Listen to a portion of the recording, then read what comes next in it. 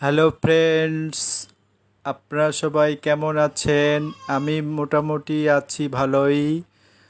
আসলে সেদিন কালকে অফিস শেষ করে গিয়েছিলাম একটু বড় মাঠ, খুলনা বড় মাঠের দিকে, কিন্তু মাঝপথেই সদর হাসপাতাল রোডের পাশেই খুলনা পুলিশ কার্যালয়ের সামনে এই যে একটা সুন্দর একটা দেখেন, অনেক ঘোড়ার উপর একজন লোক বসে আছে। এটা দেখে আসলে আমার অনেক খুব ভালো লেগেছে, তাই আসলে এটা ভিডিও করে আপনাদের মাঝে নিয়ে আসলাম।